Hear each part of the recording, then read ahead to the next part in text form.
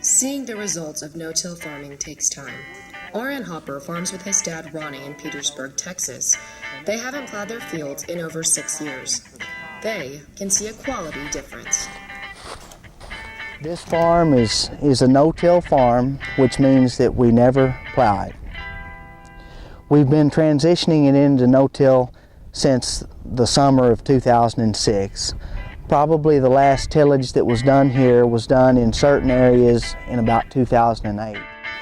The High Plains Water District followed the growing season of Hopper's no-till farm. Our first visit was in early May of this year before the rain began.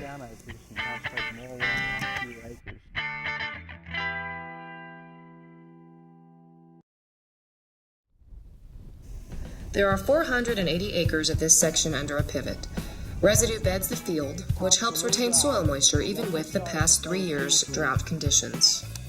What you see right here is the sunflower residue from the last year's crop, and then you also see a thin amount of wheat cover. Hopper planted this particular field in thirds.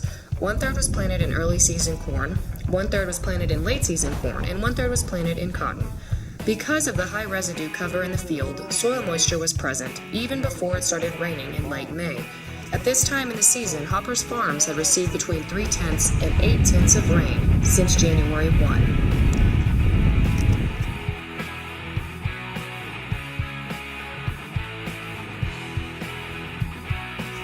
By the time we returned for the second trip, several aspects of Hopper's field had changed from May through July.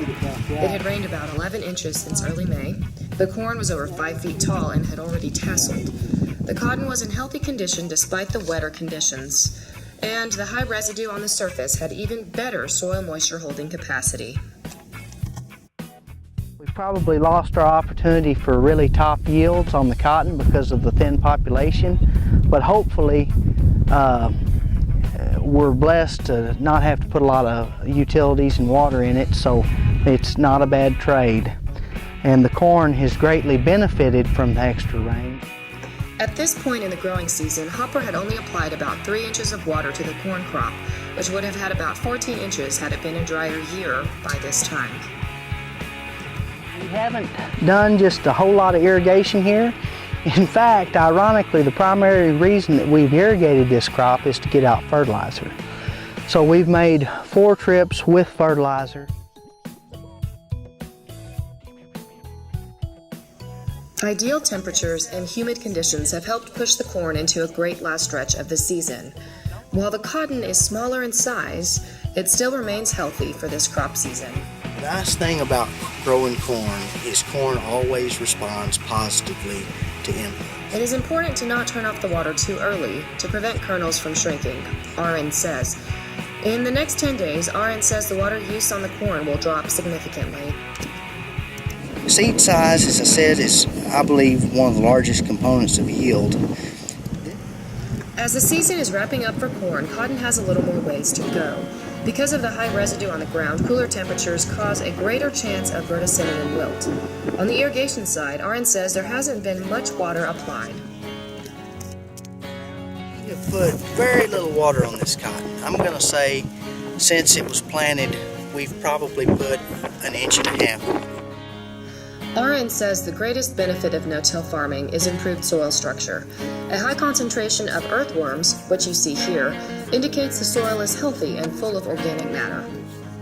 As far as next season goes, RN says he'll most likely bring sunflowers into the rotation instead of 2/3 of corn. Summing up this season, RN describes it all in one word. One word to describe this season, it would be surprise. We'll always be surprised in the year. No 2 years are alike, and no-till has its good things, but it continually presents its own challenges. And it's very important to have a group of people that you trust and admire and look up to, that you can call for advice, for help. There's not a best way to do anything, only better, and that's what makes progress.